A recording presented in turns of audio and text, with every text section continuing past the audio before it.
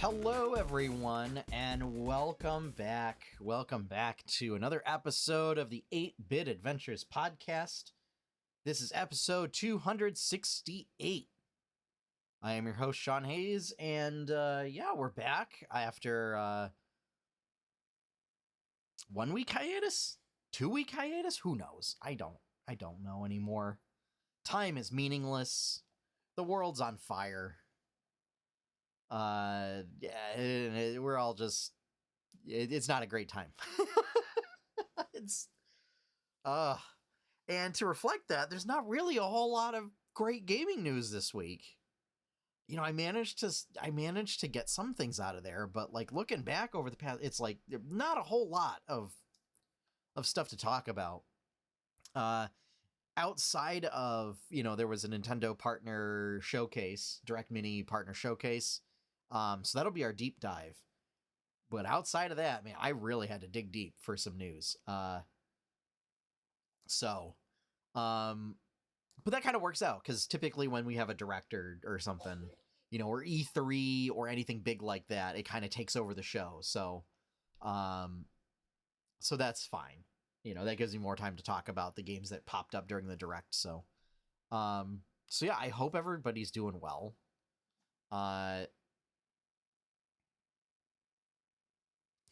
Sorry. It's just one of those. I got back from vacation. I am exhausted. And like I'm like just as tired as I was before I went on vacation. So yeah. It's one of those things, just dealing with like back pain and stuff, but also wondering like, is this caused by something else, or is this just muscular stuff? And it's exhausting. And there are times when it's difficult to try and focus on what's going on. So, but that said, is I did find some juicy tidbits of info to relay that probably have gotten buried under some of the announcements this past week. And then some info from the direct. So yeah. That's it. Why don't we just get right into it? We'll get the two pieces of news that I have out of the way. So yeah.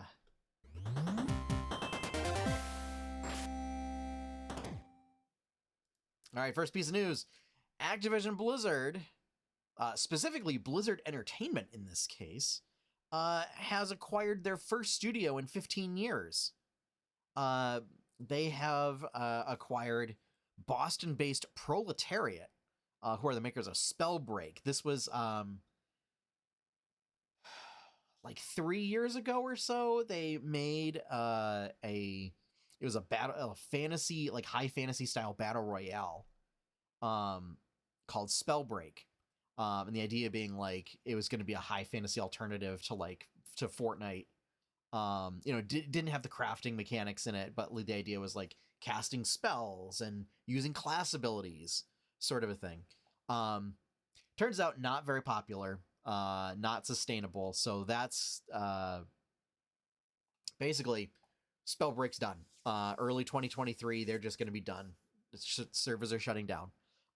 And the whole studio is just going to be folded into the World of Warcraft team to work on Dragonflight. So yeah. Good luck to them. I don't have any advice aside from unionize if you're going to be going to work on the World of Warcraft expansion. So yeah. So that was, and especially since like I don't know how that works. If they're still going to be like, if they're going to force everybody to move to Irvine, or if they're just going to keep them all in Boston. I don't know, and like have them work remotely. Because like at this time, like I feel like Vicarious Visions, which was acquired by Activision Blizzard, like is still I'm pretty sure based in Albany. But yeah, it's weird. And then even weirder, Skull and Bones. Remember this game, folks? That was what, E3 2017, I think, was when it was shown. After almost 10 years in development, this game might have a release date. There was some sort of leak, possibly November, is what is being slated currently. However, there's nothing to suggest that it won't get pushed back again, which has happened the past couple of times. It's happened like 5 times now. Where like they've publicly set a release date and then they were like, oh no, like, and then coupled with the fact that there hasn't been any gameplay footage recently whatsoever. So for those who don't know, Skull and Bones, this was like originally sort of like a mod that was being done with Assassin's Creed Black Flag because everybody loved the pirate stuff. And so they were like, oh, what if we just built this out as a separate game? And then the suspicion is that management got involved, and then all of a sudden, like, it just ballooned into this sort of nightmarish project that nobody really understands, like, what the game should be. So it went from like basically Black Flag, but without the Assassin's Creed stuff, to a always online multiplayer PvP, like 5v5 pirate game, to something else. Like it's pivoted direction like 3 or 4 times now. And like I feel like there's been a point in which it was like completely scrapped and redone. And it's like horrendously over budget at this point. So this is more of like this is kind of almost like Last Guardian-esque. Except there is no indication that it will be any good. I hate saying that. I was so excited for when this was first announced. And then it's at this point it's like a joke. It's more of just like, oh, or like you know, when they announced that, what was it, Duke Nukem 3D or something was finally going to get finished or something like that. It's something ridiculous like that. This is going to be one of these stories. Is if and when it finally comes out. And I really just hope that all this time has been maybe just going back to basics. But who knows? There's a lot of fears that Ubisoft is going to try and shoehorn their NFT stuff into the game. So we'll have to see. But yeah, we might see it in November. I'm not holding my breath. But who knows? Who knows? And that's it. That's the quickfire news that I got for this week. You know, I mean, it's not really falls under news, but you know, I finished Obi-Wan finally. I have not started Ms. Marvel. I haven't watched Stranger Things. It's been just between still trying to get 100% better, along with like the slew of birthdays and vacations and all that stuff. And now like work's picking back up, and I have people on vacation at work, so like now I'm having to cover for them. It's become very difficult to actually get time in to just watch things. So yeah. But rest assured, when Thor comes out, we'll definitely be covering that. Because that's coming out soon. So, all right. So we got through that pretty quick quick fire news. So let's head on into our deep dive where we'll be talking about this week's Nintendo Direct Mini Partner Showcase.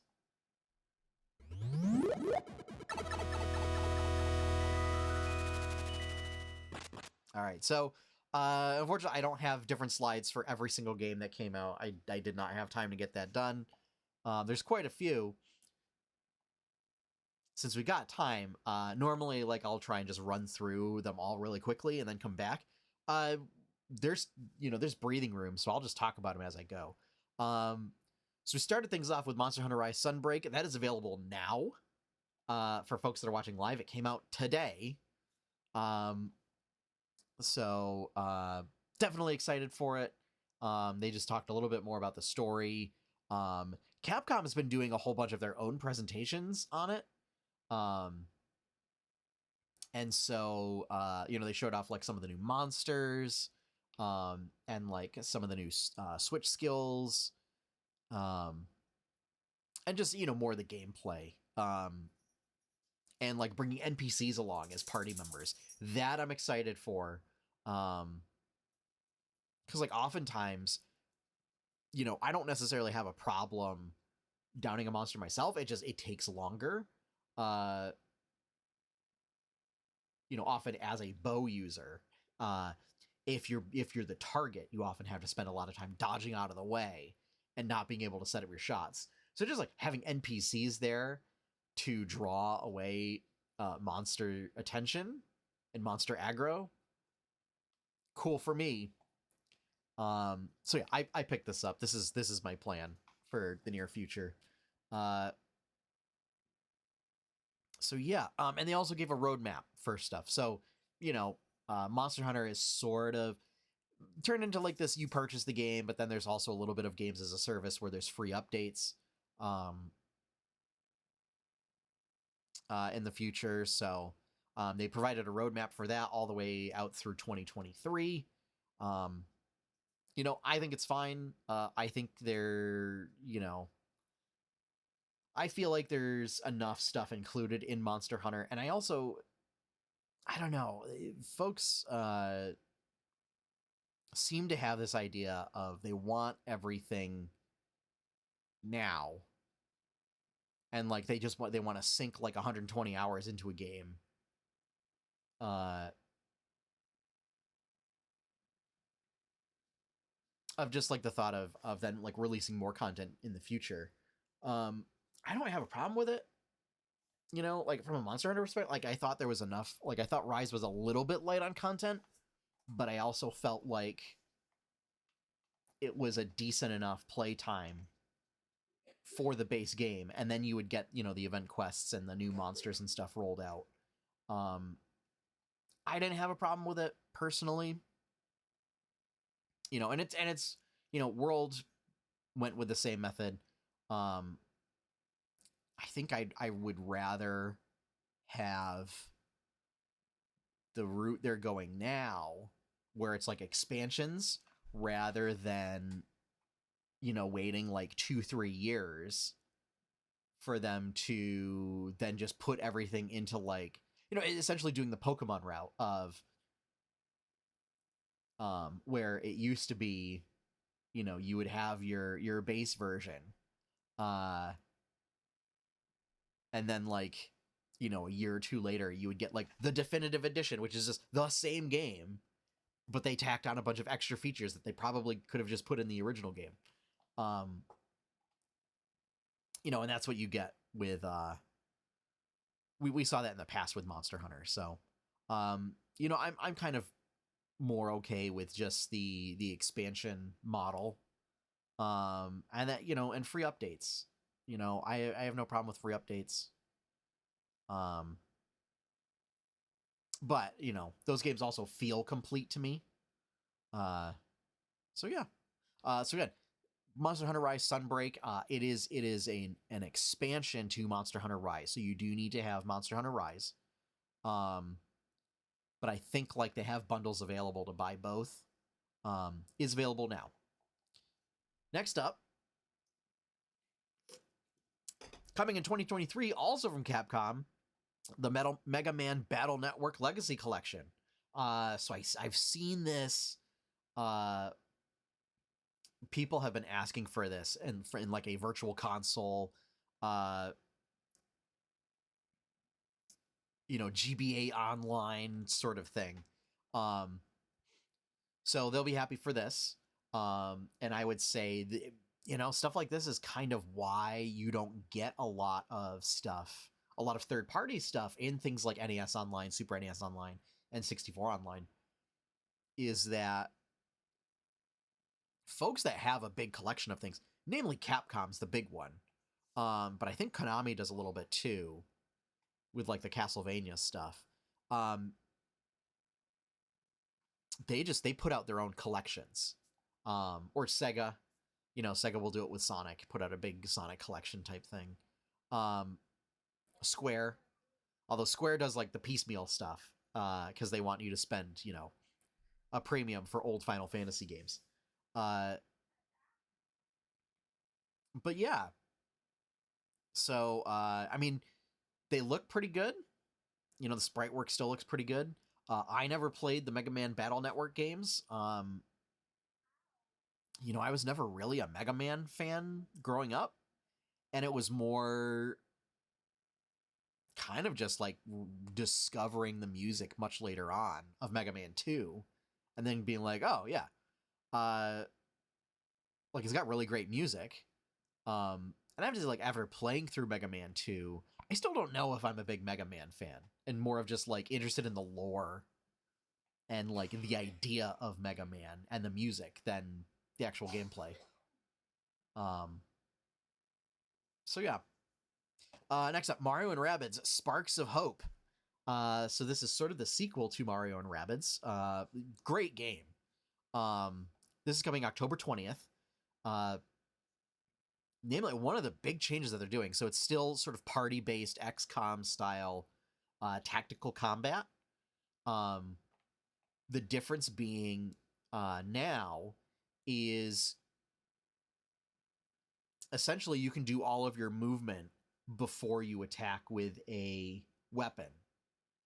And now you can freely move about. So it's no longer limited by like, moving squares on a grid, sort of like you do for D&D or something. You can now just move in whatever directions and just run around willy-nilly before you set yourself up. So that is that's pretty interesting. Yeah, this would be a game that I pick up. The Rabbids are a little off-putting for me, but the gameplay was really, really neat for the first one. So I'm excited to see what they bring with this one. Next up, from Square Enix, November 4th, we're getting Harvestella. So this is essentially a farming / RPG sim. Farming sim / dungeon crawling RPG. Not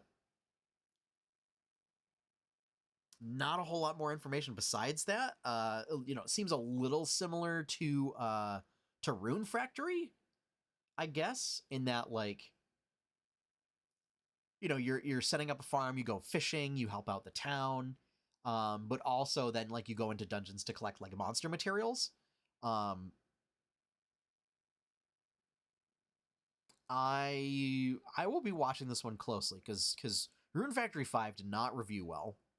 None of the recent Story of Seasons or Harvest Moon games have reviewed very well. And it's a genre that I really like. And the fact that, they're adding sort of dungeon mechanics on it also makes me wonder if it's going to have sort of the staple Final Fantasy-esque monsters in it because it's Square Enix, or if it's just going to be like completely new stuff. So yeah. Surprise announcement coming up next, October 21st, Persona 3 Portable, Persona 4 Golden, Persona 5 Royal are coming to Nintendo Switch. This is wild. This is, if you said a few years ago, if you said at the Switch launch that they were going to get Persona, that would have been mind-blowing. And then, of course, we got Joker in Smash, and so now this is a thing. So yeah, Persona games sort of have a little bit. If you were a big fan of Fire Emblem Three Houses, Persona kind of has that feel, except instead of the sort of tactical RPG combat, is you have just more of a traditional like turn-based RPG combat. Um, but yeah, it has a lot of similar stuff of like doing sort of outside activities and like like working your day job or working your side job or whatever, or like studying for exams or hanging out with friends, like all do different things. Almost to the point that I think perhaps certain tabletop RPGs could take a lesson from that on how to do social stuff a lot better. Um, but yeah, I would encourage, if you're a Fire Emblem specifically Three Houses fan, and you really liked the sort of doing like the social activities, contrasted with the RPG mechanics, this is definitely something to take a look at. Available now, switching gears a little bit, the Portal Companion Collection is available now. It's Portal. It's I think it's Portal 1 and 2. Let's see. October 6th, Nier Automata, the End of YoRHa edition. So Nier Automata is, I think, another one that everybody was sort of like, oh, that's really weird. Okay, coming to Nintendo Switch? Sure. Didn't think we'd ever see that on a Nintendo platform. These games are highly regarded. And this one, I believe, will have it's almost like a port of the definitive edition that was on PlayStation, I believe, and will also feature some Nintendo exclusive little costumes and stuff. Sometime this year, we are getting Return to Monkey Island. I have never played any Monkey Island games. It feels like a travesty to me. This looked great. It's visually stunning, this game. Really great art direction. And it's got pirates. So, there you go. Sometime next year, 2023, Super Bomberman R2. I did have Super Bomberman R at launch. It was one of the few Switch games that was available at launch. And I got it for the novelty of like, oh, like I remember Bomberman. And then, Bomberman's really only good in multiplayer. And so this game, like, they seek to sort of emphasize that a bit more. So if you are a fan of Bomberman and sort of, puzzle arcade, PvP style stuff, this may be your jam. So again, 2023 on that. Live Alive, coming out sometime this year. Looking forward to it. But there is a demo available now that has 3 of the scenarios. It has Edo, Japan, Imperial China, and the far future. So you can play through those, and then your progress will carry over when the game launches. I love that, like, especially Square's doing this with a bunch of, like, they did this for Bravely Default 2. They did this for Octopath Traveler. They did it for Triangle Strategy. Again, all these wonderful, terrible names. At least this one, like, they came up with way back in the SNES era. So yeah, demo available for that now. Sonic Frontiers, we saw a little bit more of gameplay. Sort of doesn't look as bad as previous gameplay footage was shown. And almost like it gives me a lot of Sonic Adventure type feels, sort of mixed with like a little bit of Dragon Ball-esque fight mechanics, where they show like Sonic doing combos and stuff, but he's doing it like in mid-air, and because he's like zapping around and like doing his mid-air spin dash thing, gives the illusion of like him flying around and just like punch, punch, punch, punch, punch, punch, punch, sort of like that you see in Dragon Ball Z fight sequences. So yeah, no release date given on that one. I think it's still pretty much in development. But yeah, so who knows? Maybe it won't be as weird as people were saying it would be. Up next in 2023, Minecraft Legends. So this is more. So we got Minecraft Dungeons, which was sort of a dungeon crawler, and this seems to be more of like an overworld, sort of freeform action RPG type thing, where like you recruit all little critters and minions to go into battle with you to fight off invading forces. So who knows? Up next, we have Blanc for February 2023. This is a solo or co-op style adventure. Very beautiful game. Very lovingly illustrated. And it's sort of the story of a fawn and a wolf cub, a wolf pup, if you will, just trying to survive and becoming fast friends in order to survive through the winter. And so a lot of sort of like platform puzzles. This will be a thing that I pick up. It's so pretty. It is just so pretty.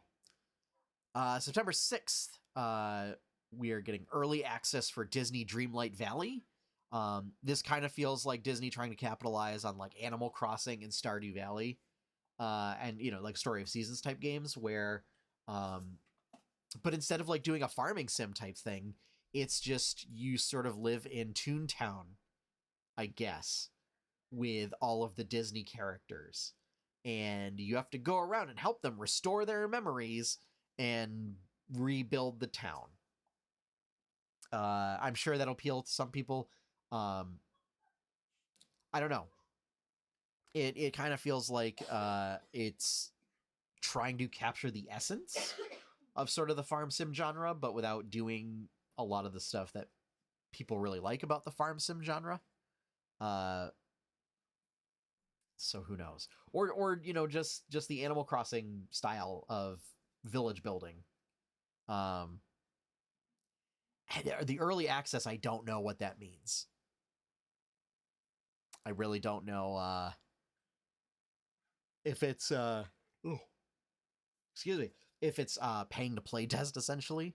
I don't know.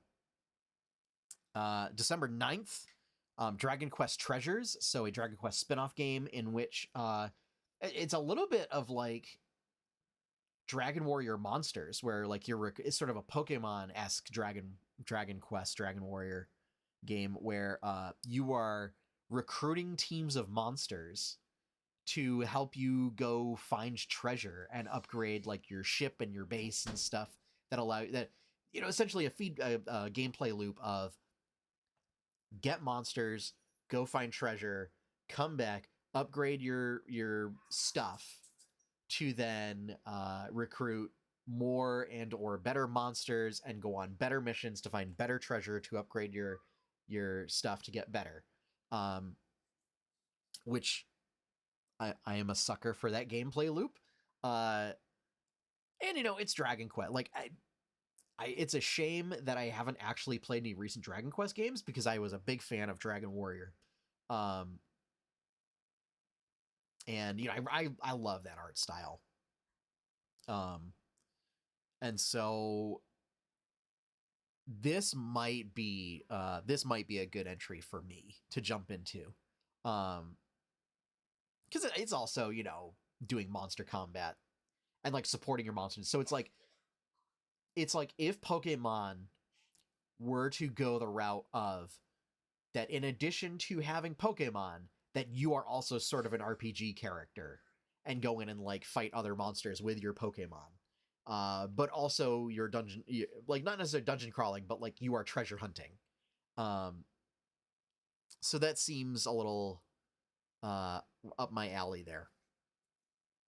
We got Little Noah, Scion of Paradise, another Monster Collection game. This one is like a combo platformer, and the idea being like you use monsters in certain orders to like chain your attacks and moves to progress through levels.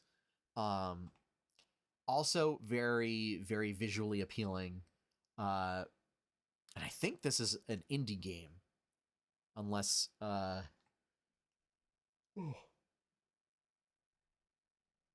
on, let's see who's the developer on this. The developer is Cygames Incorporated.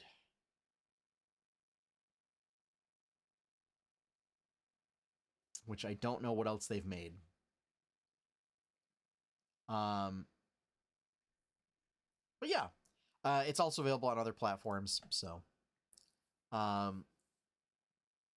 RPG Time, The Legend of Wright, coming out August 18th. This one is sort of like a roguelike RPG, where it all takes place in a notebook. So very, very interesting visual art style. And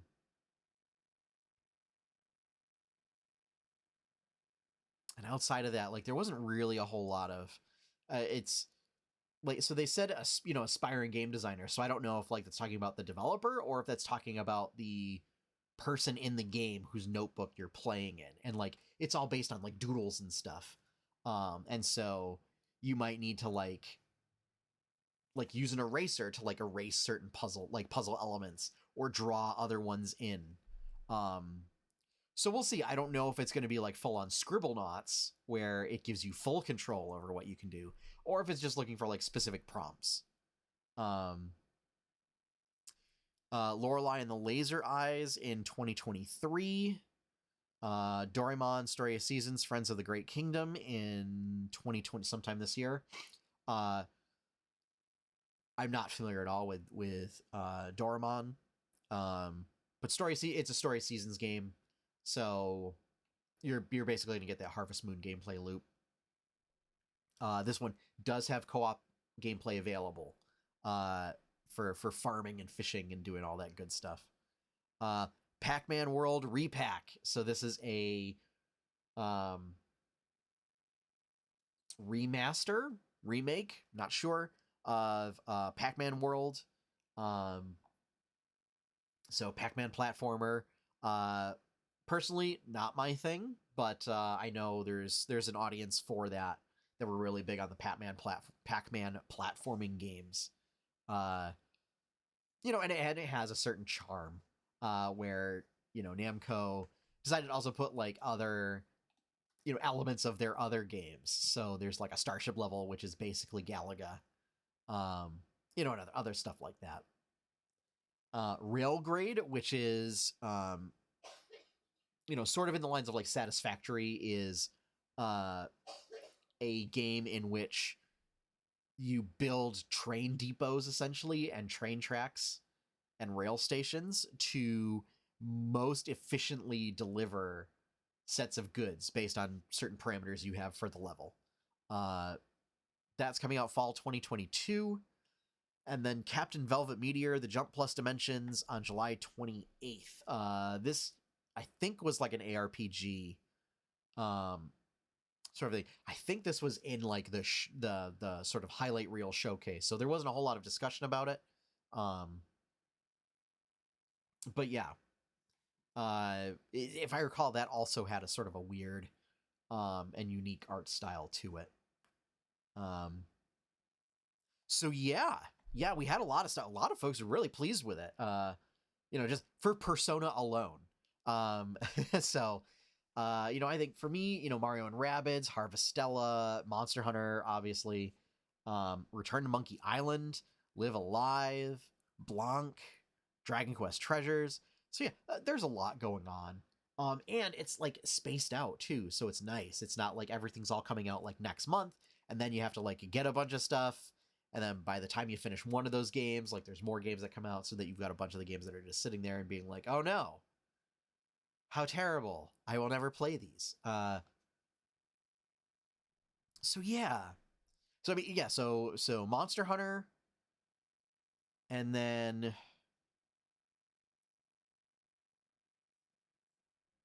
the Live Alive demo, maybe Little Noah, and then in October, Mario and Rabbids. Anything else from that? Then November, Harvestella. December is Dragon Quest Treasures, and then somewhere in there is Return to Monkey Island and Live Alive. Um, and maybe Persona. I've never played a Persona game, so this might be a good opportunity for me. I have watched a lot of Persona gameplay, so who knows? I know the story is weird. It's one of those. It's weird.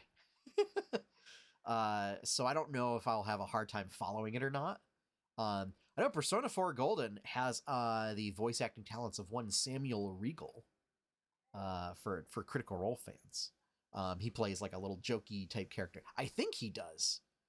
I thought I saw his name in the voice actor credits for it in the English dub.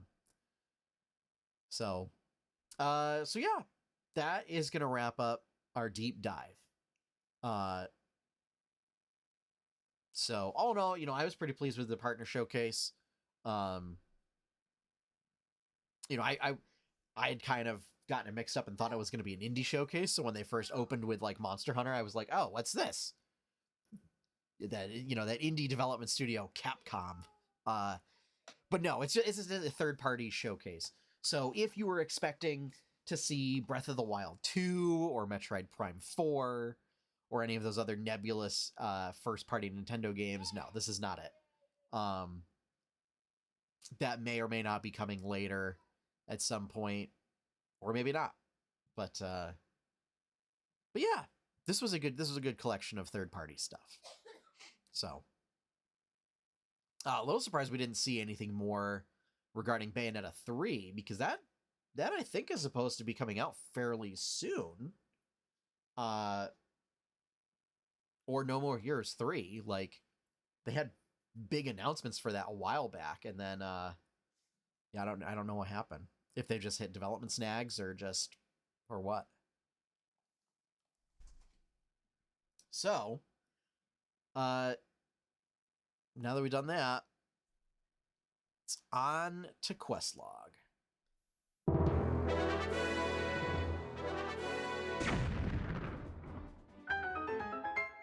Oh, hey, look, we talked about Monster Hunter. This week, the goal is to play Monster Hunter Sunbreak. I will also attempt to do a credits page layout for the book, for the comic book.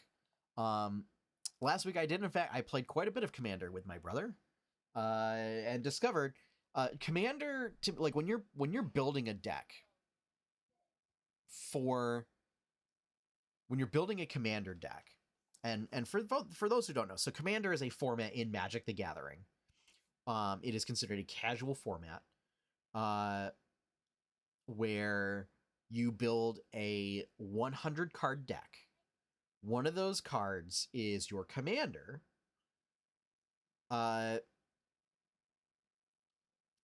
Aside from basic lands, you can only have one copy of each card in the deck. And you can only use cards that have the same color identity as your commander. So in Magic, you have the 5 colors representing the different kinds of mana. You also have colorless, which could be a thing. If you have a colorless commander, that means you can only use colorless cards, which that gets weird. But yeah, so it's a casual format. But it's one of those things where when you're building a deck, you don't really know how it's gonna turn out until you play test it. And sort of like the sort of D&D meme of no plan survives contact with the party. Yeah, no no deck idea survives contact with playtesting. And I discovered that I've been trying to work on this like D&D dungeon deck using like a lot of the cards from the 2 D&D expansions that they've put out. And that utterly destroyed by, of course, like the one deck that my brother enjoys playing. Just utterly destroyed. And so that kind of led to a lot of reworking stuff. I'm also mad. I bought a card like 2 weeks ago to put in this deck that it's really good. And it meshed really well with the deck. And then while I was on vacation, discovered that there was an update to the ban list for Commander and banned that card. So I basically, you know, and it wasn't much. It was like, you know, a couple dollars, but it was the fact that I spent that money to buy a card that now I can't use in the format. And you might say like, oh, but Sean, it's a casual format. Yeah, it's casual. So like if your group, if you know, your play group decides like, oh no, that card's fine, you can have it in there. Like that's up to you. But it's generally considered good form to follow ban lists.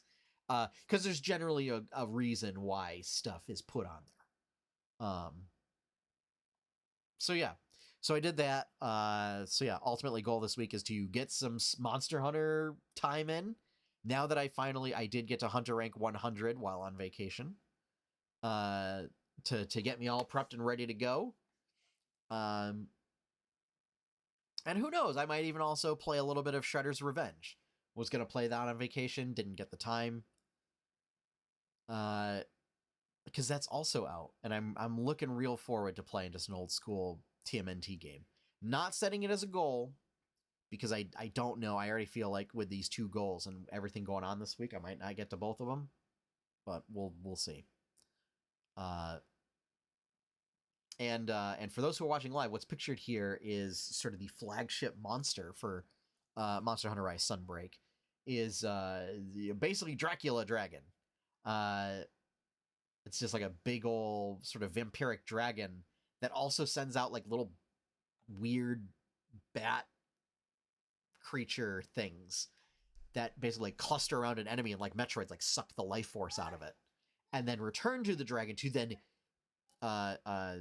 feed it the life force that they consumed. And then it gains different abilities based on that. And it teleports. So there you go. So I'm excited for that. And then, yeah, you know, the credits page, it's a little weird doing a credits page when, you know, I'm sort of self-publishing, self-illustrating a comic book, but trying to come up with other things that that I might want to put out. You know, maybe just like special thanks or maybe patrons or something. Not sure. So we'll figure that out. It gets a little weird with patron because like sometimes, you know, people's patronage can change from when like those comics were initially done versus like when they're being put in the book now. So I don't know. We'll figure it out. But it is a necessary page that I need to do. And also include like the copyright notices and things like that in there. So yeah. That is going to wrap things up for this week's podcast. Thank you all for joining me for this sort of news light week. But at least gave me a little bit more time to go through the you know, Nintendo Direct Mini Partner Showcase. That is right up there with Square Enix on their naming conventions. So hope to see you next week. Thank you for listening. Thank you for watching. If you want to see more content by me, check out my website at 8-bitadventures.com. If you would like to help support that content, which includes the comic, the 8-Bit Adventures comic, this podcast, the streams. You know, there's other podcasts that we're either looking to bring back or, you know, that are on hiatus for a while until we get stuff straightened out. But all those projects, Best way to do that is become a patron over at patreon.com/8bitadventures. Patrons get early access to comics. They get exclusive access to patron-only comics. There's patron-exclusive Discord channels in our Discord, which the link, will be in the show notes, in the podcast description, as well as a link here for people that are watching live or watching the VOD. And then finally, or not finally, I want to thank all of my current patrons. Thank you very much for your continued support and patronage. Every little bit helps. So thank you, as always. And now finally, our opening theme from episode 1 all the way for 280 or 68 episodes. Our opening theme has been One Up by Professor Shy Guy. Go check out his work at professorshyguy.bandcamp.com. Show him some support. And with that, we are finished. So, dear viewers, dear listeners, as always, have fun, happy gaming, and enjoy your pie cake.